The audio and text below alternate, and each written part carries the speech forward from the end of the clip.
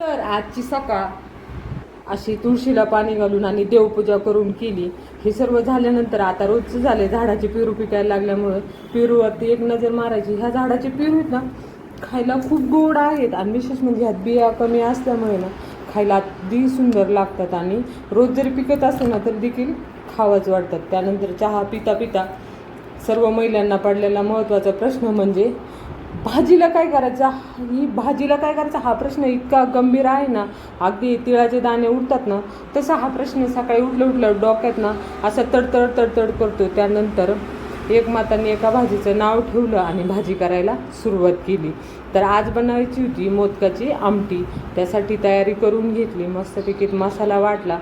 त्यानंतर जे मोदकासाठी सारण लागते ते जे पीठ लागते बाहेरचं ते करायला घेतलं आणि सोबतच बाजूला कढई देखील तापायला ठेवून घेतली आणि कढईमध्ये जी आमटी असते मोदकाची आमटी त्याला मस्त अशी कढीपत्त्यासोबत फोडणीला घालून घेतलं आणि ती फोडणी चांगली परतत आहे तोपर्यंत बाजूला पीठ देखील मळून घेतलं. चुलीवर ज्यावेळेस आपल्याला स्वयंपाक करायचा असतो ना त्यावेळेस मस्त सगळ्या गोष्टीचं नियोजन करून काम करावं लागतं, कारण चुलीवरचा जाळ हा थोडासा पटपट लागतो. त्यामुळे जरा झटपट हातपाय हलावे लागतात. म्हणजे अगदी टाईमपास करणं हे असं नाही. म्हणजे जशी एखाद्या कंपनीत CNC मशीन असते ती फुल्ली ॲटोमॅटिक असते, तर तिचं कार्य एकदम हे झालं ते झालं ते अगदी तसंच मेंदू एकदम शांत ठेवून ज्यावेळी चुलीवर स्वयंपाक करायला लागतं ना त्यावेळेस जास्त तोंड चालविण्यापेक्षा ना हातात जास्त चालावं लागतात. त्यावेळेसच एकदम मॅनेजमेंट परफेक्ट होतं. अशा प्रकारे आमटीला फोडणी टाकली आणि मोदक वळून घेतले. बाहेर स्वयंपाक केला ना, सध्या पेरूच्या झाडाला पेरू पिकता येते ना त्यामुळे त्यावर आहे ना पक्षी येऊन बसतात आणि हा पक्ष्यांचा सकाळी सकाळी चिवचिवाट चालू असतो. इतका ऐकायला सुंदर वाटतं ना, खरंच खूप छान वाटतं ते आवाज ऐकल्यानंतर. आणि बाहेर कसं स्वयंपाक एकदम आनंदात होतो, घरातल्यापेक्षा गरम तर होतच नाही. शिवाय बाहेर पक्ष्यांचा आवाज आणि इतर थोडेफार आवाज असतात पण पक्ष्यांचा आवाज खूप छान वाटतो. अशा प्रकारे मग सगळे मोदक करून घ्यायचे. तुम्हाला सांगू का, मोदकाच्या आतलं जे सारण आहे ना ते अगदी अप्रतिम लागतं चवीला.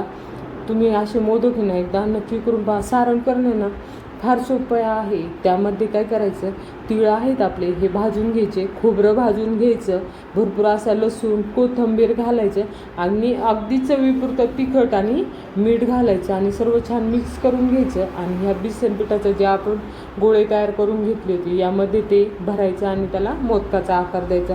अगदी खूप सोपी अशी पद्धत आहे. थोडंसं मुलगी हॉस्टेलवरून आलेली आहे, तिला देखील थोडंसं शिकवलं, बाई असं स्वयंपाक करायचा असतो.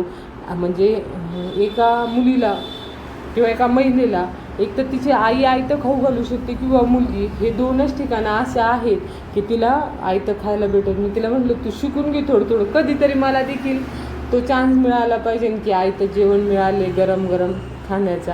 त्यामुळे तिला थोडंफार स्वयंपाक शिकवत आहे सध्या. अशा प्रकारे सर्व मोदक दोघींनी छान करून घेतले अगदी पटपट.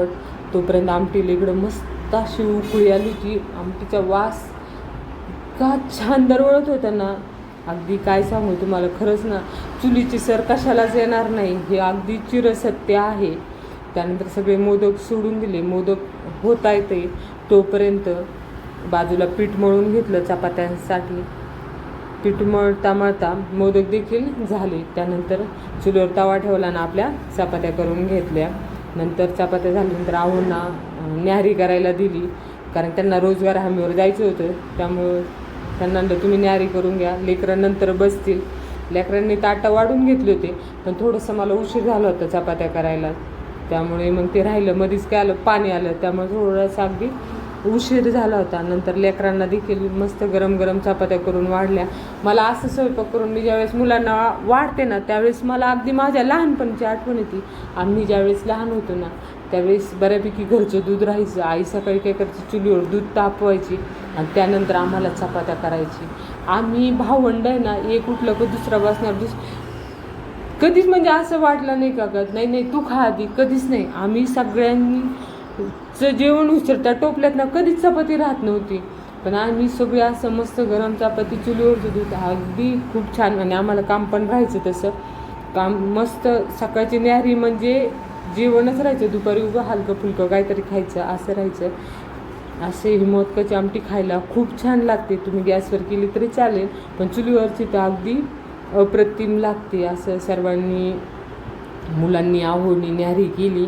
आणि त्यानंतर मग आता आपला एकटा जीव राहिला. एकटा जीवाला मला चपाती फारशी आवडत नाही, त्यामुळे अशी मस्त अशी चुलीवरती एक भाकरी आणि एक दामटी टाकली, म्हणजे आपले न्याहारीची आणि दुपारच्या जेवणाच्या दोन्ही पण सोय करून घेतली एकाच वेळेस.